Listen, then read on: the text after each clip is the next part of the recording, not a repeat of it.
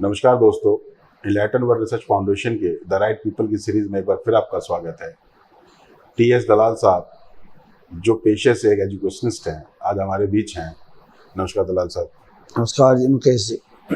दलाल साहब एक ऐसी शख्सियत है हमारी समाज की जिन्होंने शिक्षा के क्षेत्र में एक ऐसा मुकाम हासिल किया जिसकी एक बड़ी लंबी यात्रा रही। उस यात्रा के दौरान उन्होंने किस किस पड़ाव में किस किस अनुभव को हमारे बीच रहकर समझा, गुना और अभिभावकों तक या सामाजिक क्षेत्र से जुड़े जितने तमाम तरह के वर्ग थे उन तक पहुंचा कर अपना दायित्व निभाया, उन विषयों पर आज बात करते हैं। दलाल साहब, आपका ये जो शिक्षाविद होने का जो सफ़र है कहाँ से शुरू हुआ, कुछ जानकारी दें हमें इस बारे में। मुकेश जी, मैं 1972 से टीचिंग में आया। 72 में सरकारी नौकरी मिली मुझे गांव में, रिमोट से गांव में, वहाँ से शुरू किया मैंने जी। 1.5 साल वहाँ पढ़ा के थोड़ा सा एम्बिशन रहती थी मेरी कि मैं बाहर जाऊँ, देखो दुनिया में क्या है। तो मैं 74 में ज़ाम्बिया के लिए सेलेक्ट हो गया। इंटरव्यू हुआ, उनकी टीम आई थी एंड मैं लकी था कि आई वाज सिलेक्टेड। 52 में से हम 2-3 सेलेक्ट हुए दिल्ली में।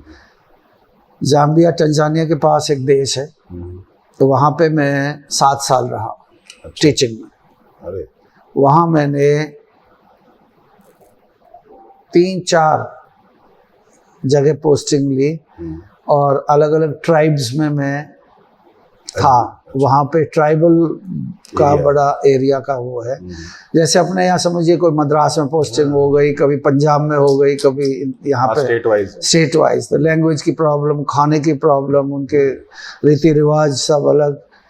तो बहुत एंजॉय किया मैंने वो 7 साल। उसके बाद मैं शिफ्ट हुआ नाइजीरिया। 3 साल में नाइजीरिया में भी रहा। वहाँ भी मैं रह के मैंने बड़ा अच्छा लगा मुझे। बहुत टफ कंडीशंस में रहा था वहाँ। एक आइलैंड था मेनलैंड से 18 किलोमीटर दूर। वहाँ पे 1 किलोमीटर बाय 1 किलोमीटर का आइलैंड था। उस पे मैं वहाँ रहा जहाँ ना बिजली थी ना पानी था। बहुत टफ हालातों में हमने वहाँ निकाले, लेकिन बहुत आनंदित रहा मैं, क्योंकि मेरा मकसद तो सिर्फ टीचिंग का ही था।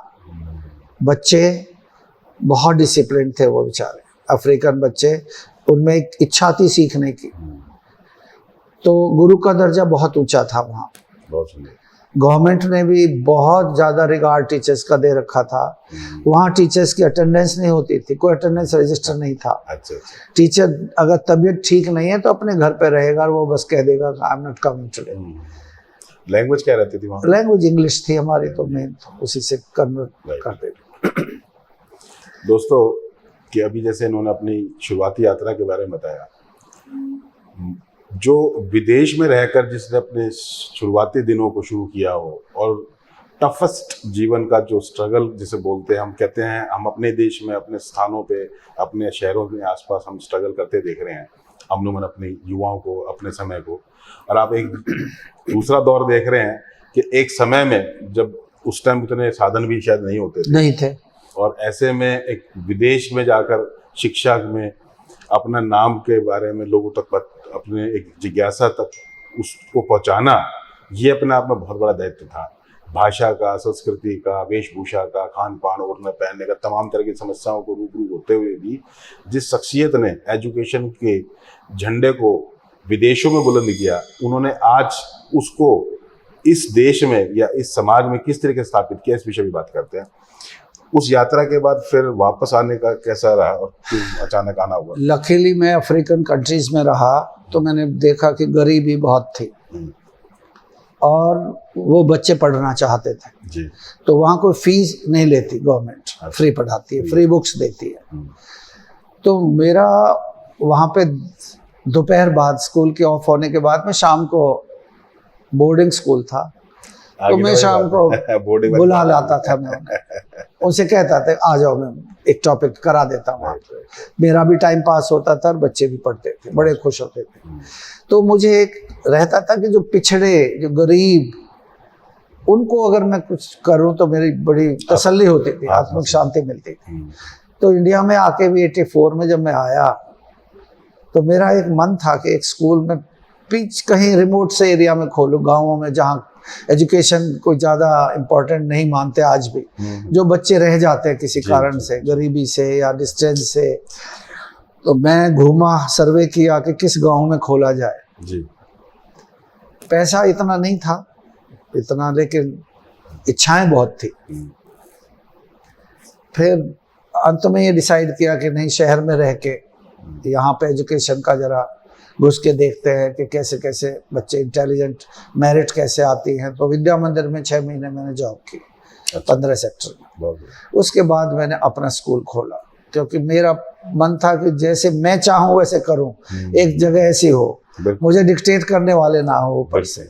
मैं अगर ये चाहूँ कि आज मैं बच्चों को सिर्फ यही चीज़ कराऊंगा तो वही कराऊँ मैं, कोई कहने वाला ना हो कि भाई गुरुकुल का भाव। हाँ, तो करते करते 85 में मैंने शुरू किया मॉडर्न विद्या मंदिर करके। गोपाल शर्मा जी मेरे क्लास फेलो थे, दोस्त थे। अच्छा। उन्होंने MVN शुरू किया और उन्होंने ही मेरा कराया कि आप MVM शुरू करो, मॉडर्न विद्या मंदिर। तो उनके नाम दिया हुआ नाम है स्कूल का, वहाँ से हमने 85 से शुरू किया। तो छोटी सी जगह हम ले पाए, सेक्टर 29 के अपोजिट। 2000 में एक छोटी सी और जगह अलॉट हो गई नर्सरी साइट हमें सेक्टर 3 में, वहाँ भी हमने स्कूल बनाया और चलाया। फिर मन में कुंठा रही कि थोड़ा सा बड़ा कैंपस हो, बच्चे खेल सकें, क्योंकि वहाँ प्लेग्राउंड नहीं था, बहुत छोटी जगह थी। तो वो भी भगवान ने वो इच्छा पूरी की और 2016 में हम ये स्कूल शुरू कर पाए। क्या नाम है इसका? Delhi scholars international school. Delhi scholar जी। तो इस 3, 4, 5 इन संस्थानों को जब आपने शुरू किया तो अब तक का जो आपका एजुकेशनिस्ट होने का अनुभव है, उसमें आप क्या मानते हैं कि जब आप किसी को एजुकेशन देते हैं, बच्चे को खासकर, तो being a teacher, being a गुरु, एक बच्चे में वो गुण होने चाहिए ग्रैस्पिंग के, या उस गुरु के अंदर वो गुण होने चाहिए कि वो उसके अंदर वो डाल सके उस ज्ञान को? मुकेश जी, मैं बच्चे, क्योंकि आपने दो कंट्रीज को, दो संस्कृति को, तीसरा इंडिया, 2 तो वहाँ हो गए, 3 संस्कृति को आपने ज्ञान की फॉर्मेशन में लोगों तक पहुंचाने का प्रयास किया है जी। तो आपका अनुभव निश्चित तौर पर हमारे लिए प्रेरणा स्रोत रहेगा। मेरा फोकस ये रहता था कि बच्चों में संस्कार पैदा हो। मैं हमेशा कहता था कि मैं पढ़ाई एकेडमिक्स को मैं नंबर 2 मानता हूँ, नंबर 1 पे संस्कार और डिसिप्लिन होना चाहिए। बहुत सुंदर। उस वजह से मैं बड़ा कामयाब रहा। उसमें पेरेंट्स का भी सहयोग लेना पड़ा मुझे बहुत। जी। यहाँ तक कि शुरुआत में पर्सनली मिल के पेरेंट्स के घर भी गया मैं 2-4 जगह जहाँ पे बहुत उद्दंड बच्चे थे, उनको जाके मैंने सिखाया कि थोड़ा सा काउंसलिंग कर। तो मेरा क्या होता था, जब भी पेरेंट्स आते, PTM वगैरह होते, तो मेरा फोकस रहता था पेरेंट्स को एड्रेस करना। और हम उन्हें ये कहते थे कि हम आपके सबके घर नहीं जाते, आपका बच्चा हमें बता देता कि आपके संस्कार क्या है घर में। क्या बात। इसलिए प्लीज, फिर मदर्स डे वगैरह जैसे अब शुरू हो गए, पहले तो मदर्स डे नहीं मनाया जाता था, अभी 2-4 साल से।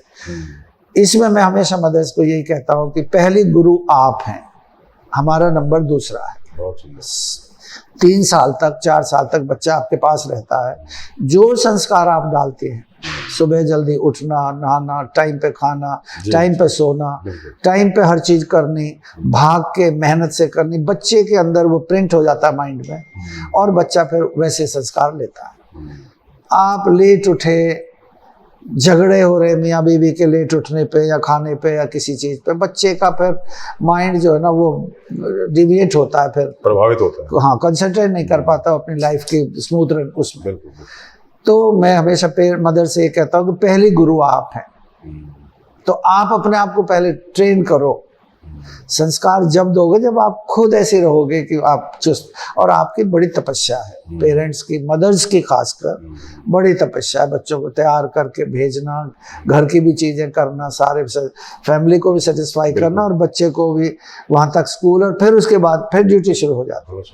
तो मदर्स को, पेरेंट्स को मेरा फोकस ज़्यादा उन पे यूँ रहता है कि आप अगर चाहे टीचर के साथ मिलके 6 घंटे का बच्चे का स्टे होता है यहाँ, तो 6 घंटे में कई बार अलग अलग टीचर भी आते हैं जब बड़ी क्लासेस में, तो आप घर पे जितना कोऑपरेट करेंगे हमारे साथ उतना बच्चा आपका अच्छा बनेगा। टाइम उसी के पास है। हाँ, 18 घंटे तो घर पे ही है, तो इसलिए पेरेंट्स का कंट्रीब्यूशन बहुत होना चाहिए।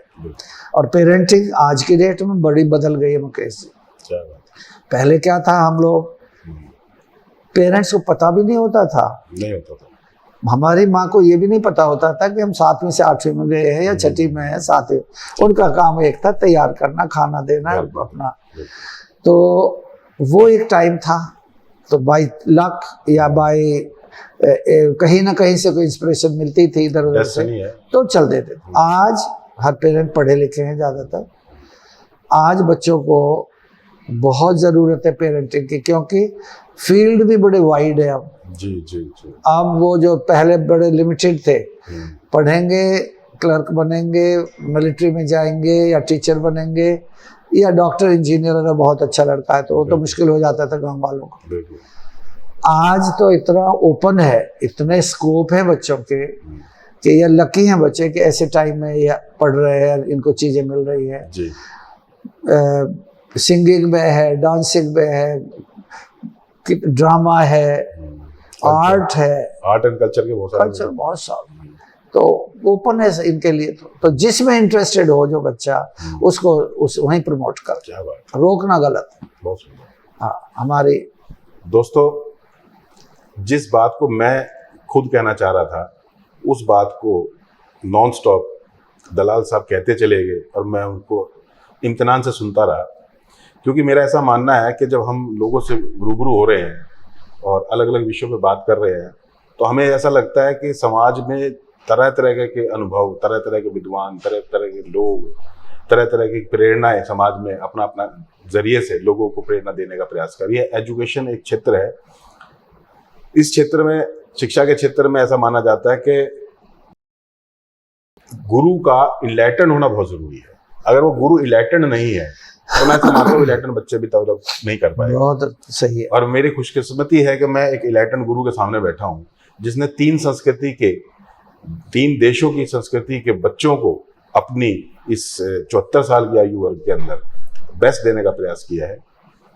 पेरेंटिंग की बात हो रही है, तो पेरेंटिंग के बारे में सिर्फ इतना कहना चाहूँगा कि पेरेंटिंग हमारा भी एक विषय है और हम ये चाहते हैं कि इस पेरेंटिंग वाले विषय पर हम थोड़ा सा इनसे बात करें दलाल साहब से कि भाई पेरेंटिंग क्यों इम्पोर्टेंट है।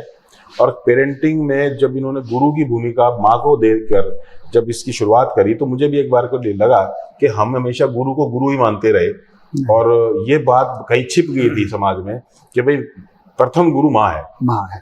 और जब मैं स्कूल में एंटर कर रहा था, बहुत अच्छा सुंदर बिल्डिंग बनी हुई है टेनिसिटी इंटरनेशनल की, तो उसमें माँ नाम से एक बड़ा सुंदर सा एक वो पोस्टर भी लगा हुआ था आते ही फ्रंट में।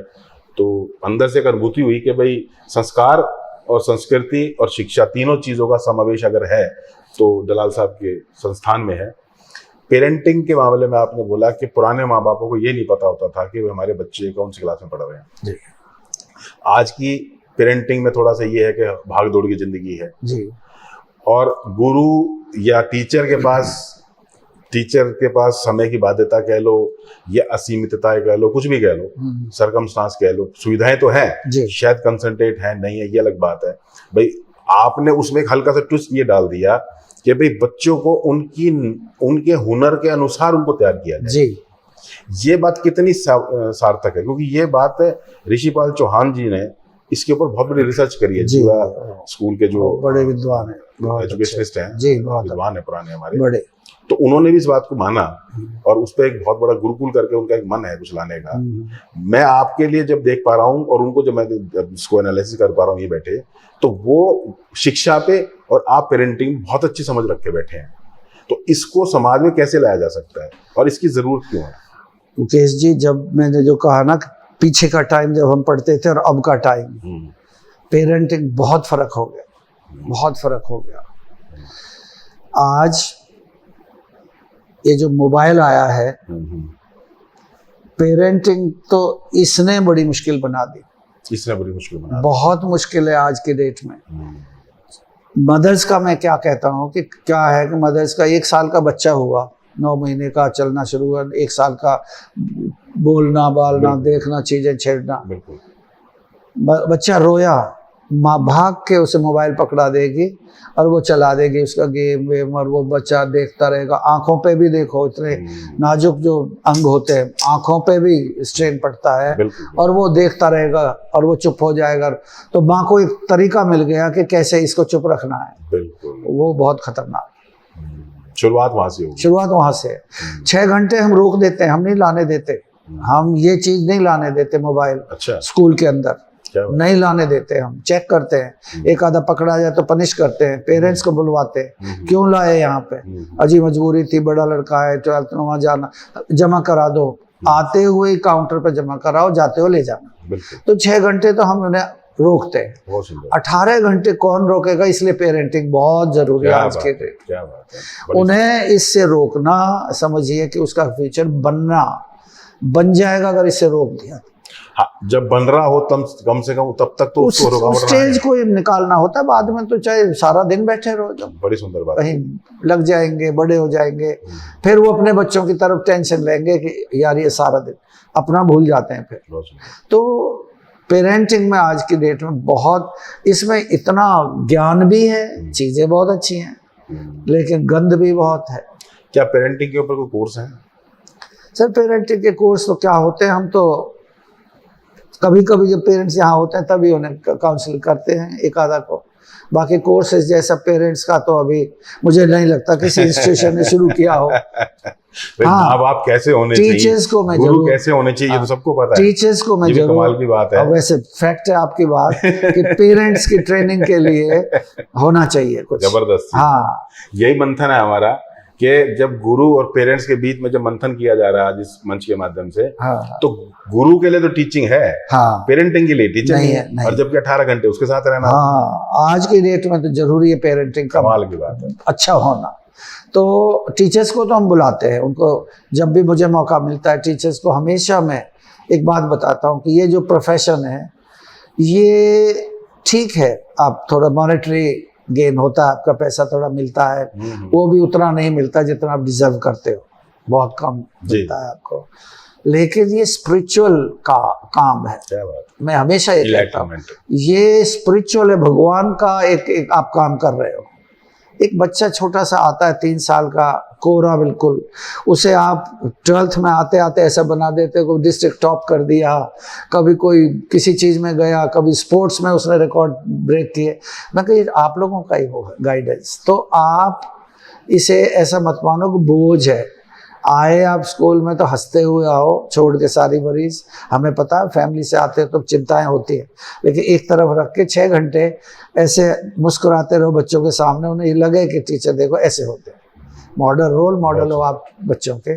तो पेरेंटिंग का आपका वाकई एक ऐसा है कि जहां हम नहीं कर पाते। मुझे अगर मौका कभी मिलता है इवन अपने एनुअल फंक्शन पे, मैं हमेशा पेरेंट्स को कहता हूँ कि आपकी बहुत बड़ी जिम्मेवारी है।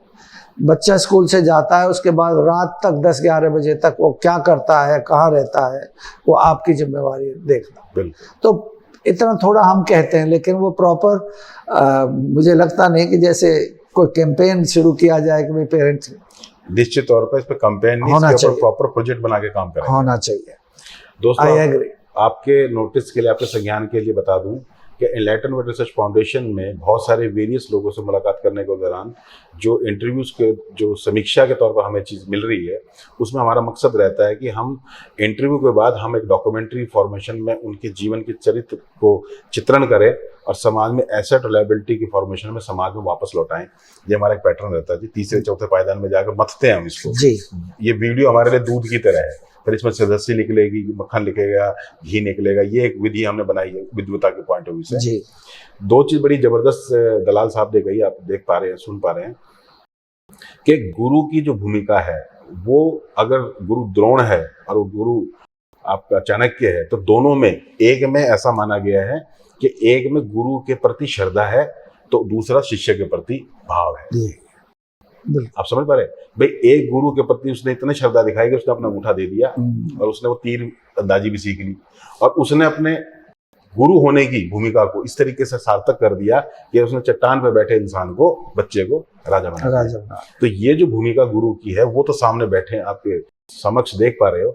सबसे बड़ी बात यह है कि इन्होंने भी इस बात को मान लिया कि पेरेंट्स के लिए भी एक ऐसी, आज की समझ के अनुसार एक ऐसी जरूरत पैदा हो गई है कि अगर उनको कोई सही गाइडेंस नहीं मिली समय रहते, या उन्होंने सही में रहते अपने बच्चों के लिए ट्रेनिंग्स या कोई ऐसा शेड्यूल डेवलप नहीं किया या ऐसा कोई सिस्टम का हिस्सा नहीं बना, तो आप बच्चों को उतनी बढ़िया परवरिश नहीं दे पाएंगे। सवाल ये उठता है कि क्या माँ बाप अपने बच्चे की बेहतरी नहीं चाहते? सवाल ये उठता है क्या वो बेहतरी पे काम नहीं करते? सवाल ये उठता है क्या उनके पास साधन नहीं है, क्या उनके पास समझ नहीं है? ये अपने आप में क्वेश्चन मार्क है। उन विषयों को लेकर पेरेंटिंग को एक बड़ा विस्तार और विस्तृत रूप लेकर आने के लिए मैं दलाल साहब से भी प्रयास करूंगा, कोशिश करूंगा कि ये हमारे as a mentor, as a expert, as a enlightened personality होने के नाते उस विषय को जरूर साझा करें हमारे साथ। एक तो ये बात आज इनके साथ संकल्प के साथ लेना चाहूँगा। इसके अलावा एक विषय और बात करते हैं। अभी समाज में, अभी आज 12th का एग्जाम आया है, 12th के रिजल्ट आए हैं। तो हमारे टाइम में एक भाषा बोली जाती थी कि 10th by luck, 10th by labour, 12th by luck, BA by chance and MA by dance. हम जब हम पढ़ते थे तो हमारे को 3 भाषा बोली जाती थी कि 10th by luck, 10th by labour, 12th by luck, BA by chance, MA by dance.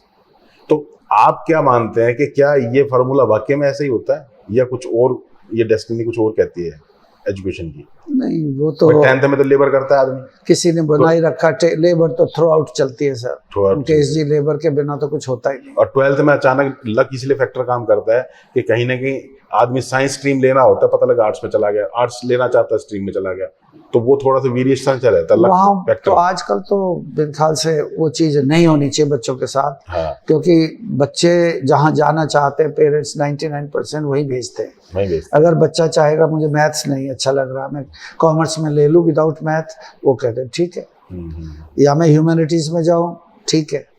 तो आजकल मुझे लगता नहीं कि ऐसा कुछ है कि लेबर सिर्फ 10th तक है, ऐसा नहीं है।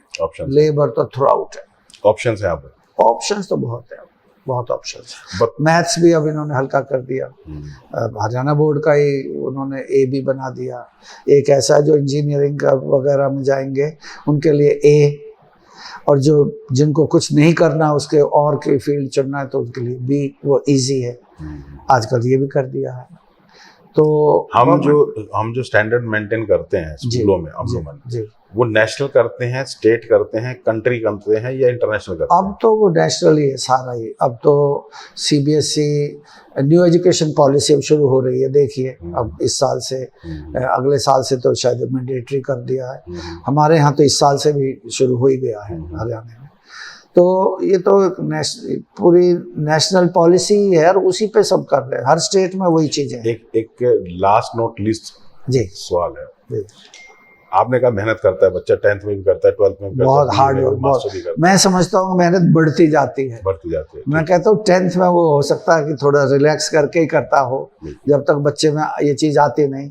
जो आगे बढ़ेगा, कंपटीशन बढ़ता है, उसे पता चलता है 10th में अगर मेरे 97 है तो मैं 98 लेने हैं, 98 पॉइंट समथिंग % 12th में। ये जो पेरेंट का प्रेशर है आजकल, क्या आप मानते हैं? वो गलत है महसूस करते हैं। लोग कहते हैं कि स्कूलों में प्रेशर है, पेरेंट्स कहते हैं, मतलब कि दोनों तरफ से प्रेशर महसूस करता है बच्चा। देखिए, मैं तो अपनी लाइफ में मैंने ये देखा है कि यहाँ पे मैंने कोई प्रेशर फील नहीं किया कि कोई पेरेंट्स का इतना प्रेशर। पेरेंट्स का जो प्रेशर होता है वो तो घर पे ही होता है। हमारे यहाँ टीचर्स का प्रेशर कॉम्पिटिटिव का तो रहता है कि भाई 5, 7, 8 बच्चे हैं, कंपटीशन है। जो थोड़ा नीचे गया टीचर उसको तो जरूर कहेगा भी, प्यार से भी, धमका के भी, डांट के भी। तो ये चीजें तो है, लेकिन ऐसा नहीं है कि कोई पेरेंट्स का प्रेशर तो होता है कई जगह। मतलब आपका ये मानना है कि स्कूलों में उतना नहीं है, वहाँ हो सकता पेरेंट्स करते होंगे, पेरेंट्स, क्योंकि तो स्कूलों एक कंपटीशन उनके मन में रहता है, मेरा बच्चा, ये भाई का बच्चा ऐसा हो गया, या मेरे रिश्तेदार का बच्चा या पड़ोस का बच्चा कोई ऐसा हो गया, ये क्यों नहीं बनता।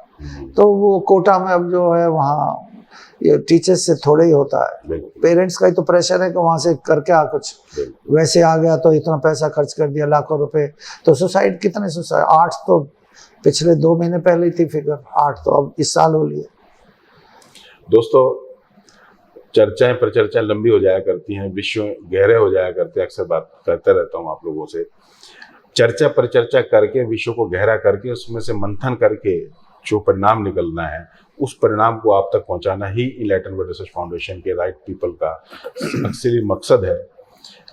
दलाल साहब ने आज हमें बहुत कीमती समय दिया, विषयों पर चर्चा करी, अभिभावकों को प्रेरणा देने का प्रयास किया, स्कूल में बच्चों में टीचर्स के प्रति एक गुरु का भाव पैदा करने की बात कही, बच्चों के लिए कहा कि वे बच्चों को अपने मन मुताबिक अपने आप को डेवलप करने के लिए थोड़ा सा अपने आप को इनलाइटन हो गए और थोड़ा सा जुड़कर अपने विषयों से जुड़ा हुआ जो भी उनकी रुचि कर विषय हैं उन पर काम करना चाहिए। तमाम तरह के विषयों की बात हुई।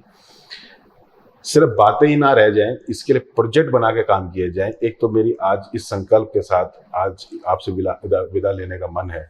दूसरा, मैं चाहूंगा कि कोई ऐसा मैसेज जो आप अभिभावकों को देना चाहते हैं तो वो जरूर दीजिएगा। सर, अभिभावकों का जब बात चली थी पेरेंट्स की कि हम कोई पेरेंट्स का भी होना चाहिए, एक्चुअल में सब स्कूलों में काउंसलर रखे हुए हैं हमने। अच्छा। तो इंडिविजुअली तो होती है जी। कोई बच्चा है, किसी को कुछ दिक्कत है, बिहेवियर नहीं है नॉर्मल, थोड़ा सा चेंज है, तो पेरेंट्स को बुलवाते हैं, मदर फादर को, और उनको काउंसलिंग करते हैं। तो ये तो है, चल रहा है। एक बॉम्ब में इकट्ठा करके वो अभी नहीं रहा हो रहा, लेकिन मैं फिर उसका सजेशन ये है कि हर स्कूल अपने है, हर पेरेंट, हर स्कूल अपने अपने पेरेंट्स को, दूसरे पेरेंट्स का तो मुझे लगता नहीं कि ऐसा वो कोई, वो सब जगह पेरेंट्स ही हैं। तो स्कूल वालों की ड्यूटी है कि वो कहीं ना कहीं उन्हें बुलाएं, इकट्ठा करें, कभी ना कभी। पूरा नहीं आ सकते तो ग्रुप में बुला लें, 8 फर्स्ट टू 8 एक बार बुला लिए उनको फिर जरा थोड़ा सा 1 घंटे का जरूर लेक्चर दें, कहीं एक्सपर्ट्स बुलाएं, अपने काउंसलर बुलाएं, उनको दें। ऐसे करके मुझे लगता है हर स्कूल अगर करेगा तो ये वो पूरी होगी बात हमारी। दोस्तों, इस संकल्प के साथ कि अभिभावकों के लिए विशेष तरह की परियोजना, एक प्रोजेक्ट को हम शुरुआत जल्दी करेंगे और उसका सारा श्रेय हम दलाल साहब को देना चाहेंगे क्योंकि इन्होंने इसकी पैरवी को, इस झंडे को बुलंद करने के लिए, उस अभिभावकों के मन के अनुसार उनको, उनके बच्चों को डेवलप करने के लिए अपनी पैरवी की शुरुआत करी है। पुराने लोग हैं, 74 साल की उम्र है। संस्कार, शिक्षा और संस्कृति तीनों का एक सामंजस्य आप सामने देख पा रहे हैं। आज की स्थिति एक विडंबना है कि अगर संस्कार देते हैं तो संस्कृति चली जाती है, संस्कृति की बात करते हैं तो शिक्षा चली जाती है। तो ये तीनों का समावेश बना रहे और पेरेंट्स के लिए 1-1, 2-2 बच्चे अगर उनके साथ जुड़े हुए हैं जिम्मेवारी के तौर पर, तो कम से कम इतना तो हो कि वो एसेट बन के उनके सामने आए, लायबिलिटी बन के नहीं। इन्हीं शुभकामनाओं के साथ अलविदा लेता हूँ कि जल्द ही एक शख्सियत के साथ आपको रूबरू कराऊंगा। नमस्कार।